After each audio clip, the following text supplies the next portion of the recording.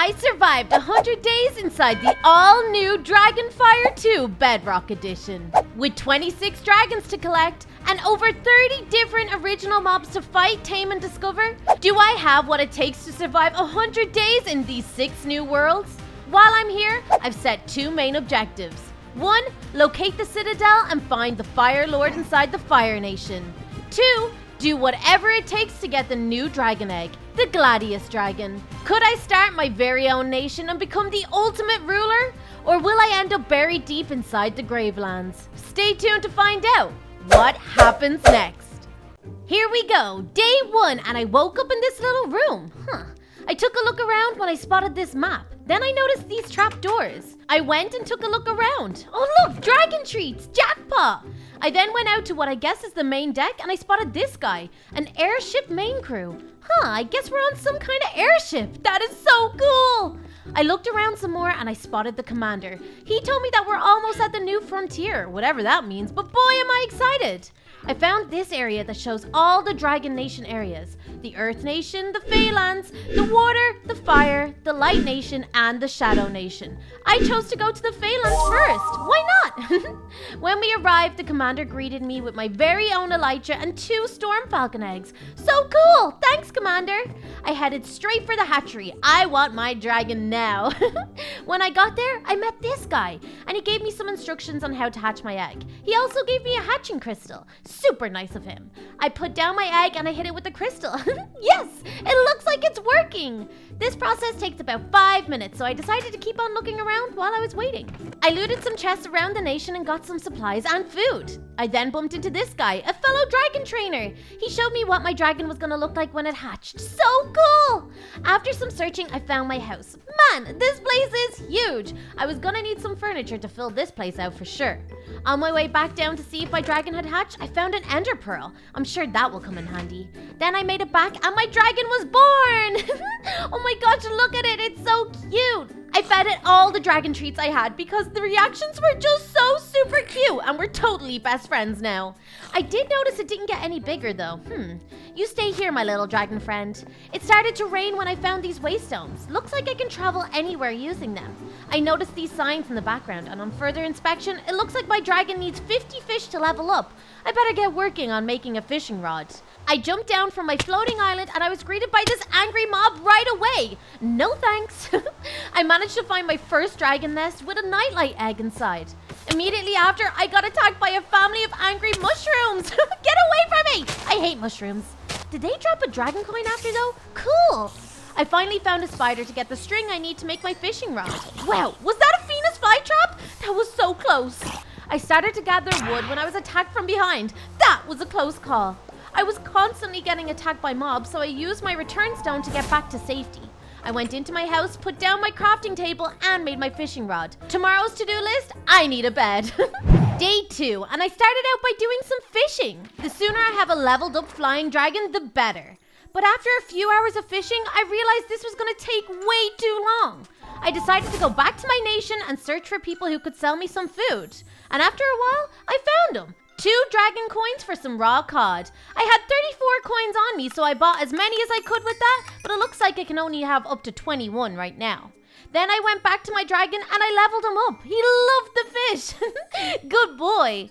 After that, I bought him a name tag to name him, but I think I'm gonna hang on to that for now. What do you guys think I should call him? After that, I headed to the furniture shop to buy myself a bed and some furniture for my house. I got my bed, along with a rug and some potted plants and a side table. I went back to my house and decided what room to put my bedroom in, and then I got decorating. I placed down my bed, my table, my plant, and the rug. Now this place is starting to feel more homely. After that, I hit the hay. Time for some well-deserved rest. Although it doesn't seem like I can sleep in this bed. First thing on day 3, I checked up on my little buddy. Oh, he's getting bigger every day. Look at the size of him now. They grow up so fast. I decided to buy a saddle to see if he could fly. Look at all this stuff in his inventory, Looks like I didn't need the saddle. Here we go. 3, 2, 1. Yes, he can fly. This is amazing. We took our first flight around the nation. Boy, was this place beautiful. I landed him back safely above my people, and now I was realizing I needed more dragon coins if I was going to be able to afford everything that I wanted. I waited for nightfall on day 3 to fly down to the lake area to kill some mobs and earn me some dragon coins. But after fighting this guy, I realized getting these dragon coins was gonna be long and hard work. I fought this mush bloom instead. He was a lot easier to kill. By day 5, I was loaded. And I'd also found some new areas around my nation for me to go exploring. And on day 6, I found this little mushroom village filled with villagers and little mushroom houses. So cool. I even managed to find myself a sleepable bed. I looted some supplies too. So much food. Thanks, guys. I came across these carrots too. I don't know why, but I know they're important. I got my dragon back home safe later that night. I placed down my new bed beside my bigger bed, and I got some sleep. On day 7, I decided to use the Firelands waystone to go into the heart of the land. When I got there, I was amazed by just how big this place really was. And check this out, these are all the dragons we can expect to find in these lands. Some of you guys may recognize some old familiar faces like this lotus dragon, so cute. I was gonna need transport around these lands, so after speaking with the Strider Master, I took one from inside the pen. I jumped on and we got going, yeehaw! I landed in the middle of the village with my new friend and I got speaking to this villager. He said something about the Aztec temple. I wonder where that is.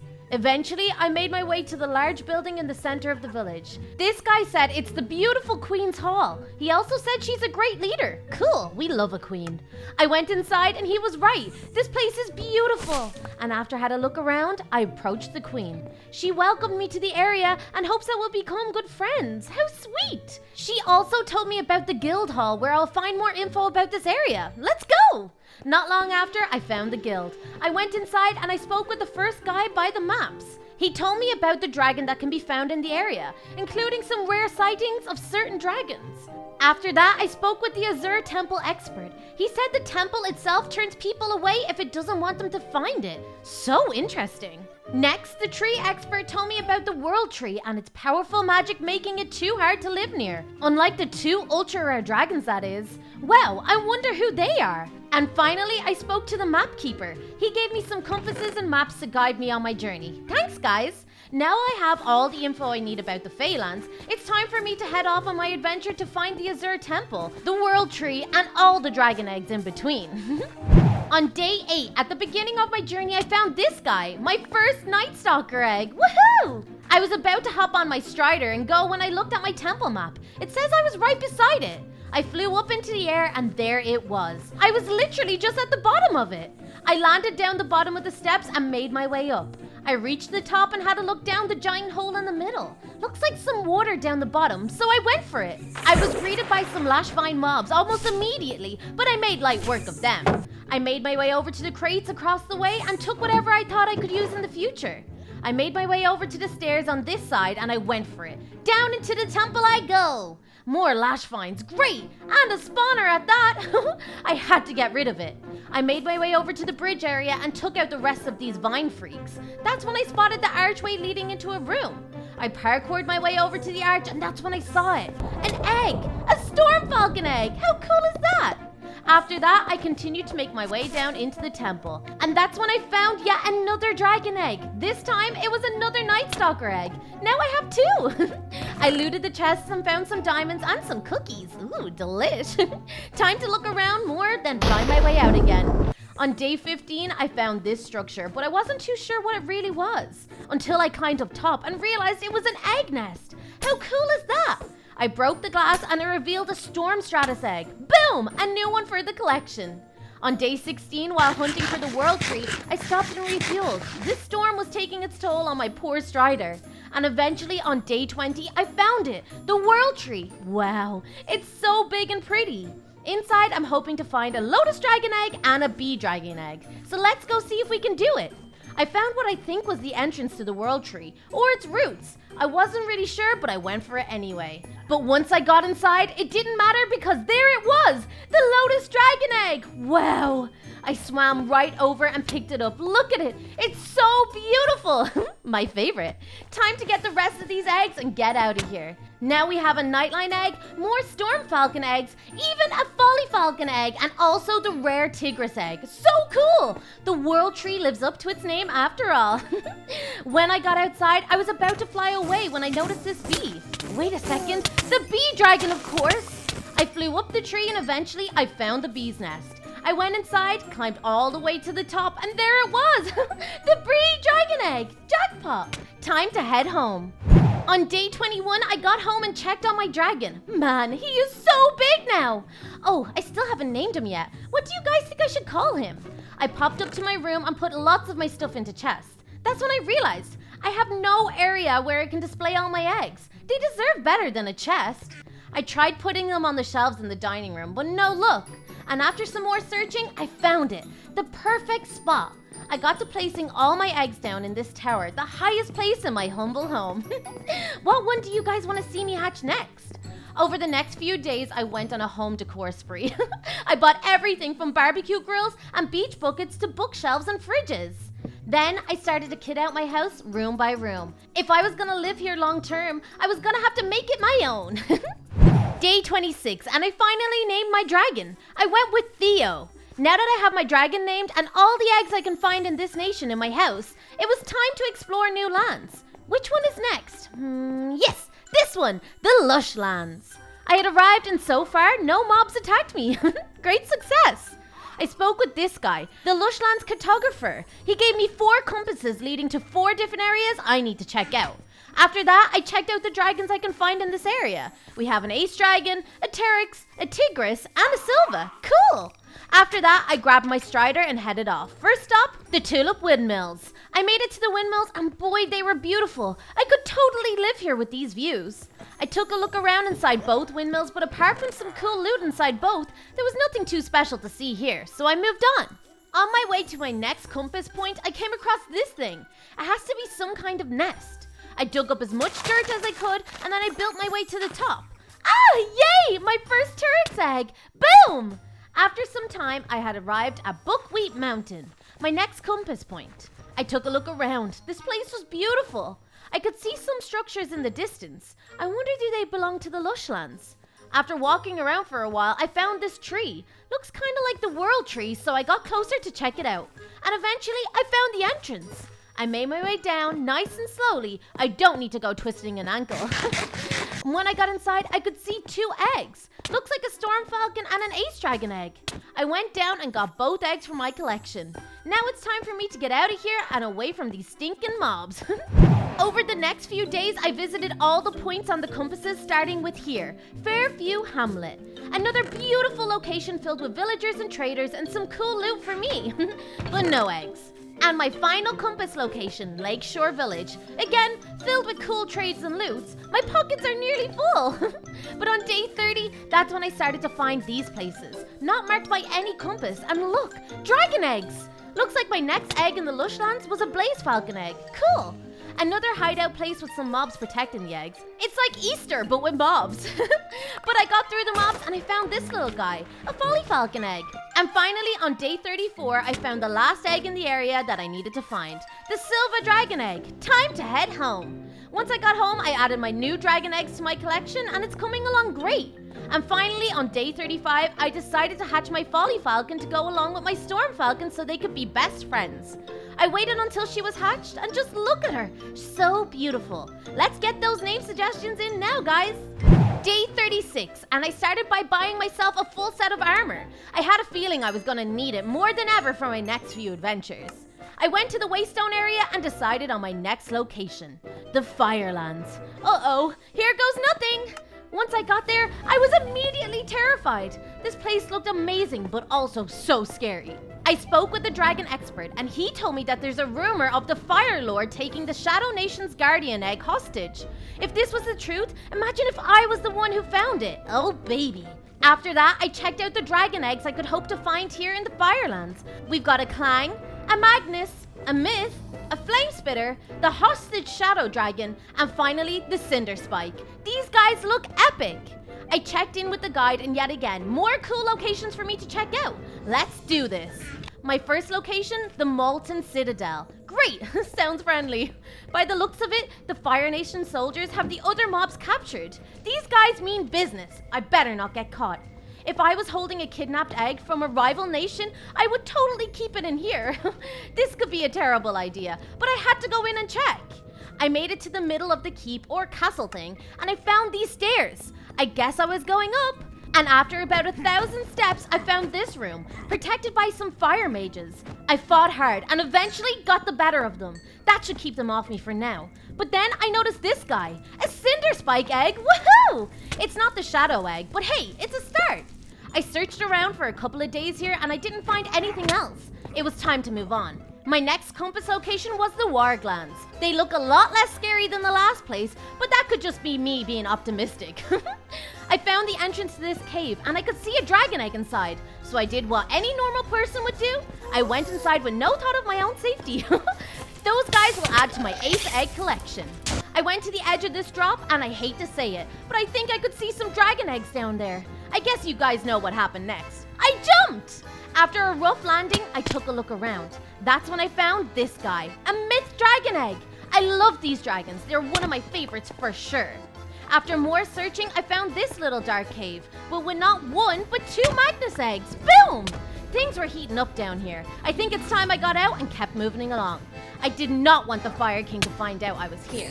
On day 43, I came across this place. It looks like some kind of spaceship, but powered by evil and lava. I, of course, had to find my way inside. After building my way inside, I got my glimpse of this place. Looks like there are angry mobs everywhere, so I moved inside to get a better look. The first room I went into, I found this guy, a clang egg. Not bad. The next room had a flame splitter egg. Apart from all the strong and terrifying mobs trying to kill me, this place is really cool. And then the final corridor with rooms attached were just full of said mobs trying to kill me. I know when I've outstayed my welcome. Bye! After that, I followed this path all the way to the Elven Rune. It doesn't sound good, but it can't be worse than where I already was, right? By the looks of it, this place used to be a thriving little village and now it's a fire-ridden wasteland. The Fire Lord is one evil dude. I hope I don't have to meet him while I'm here.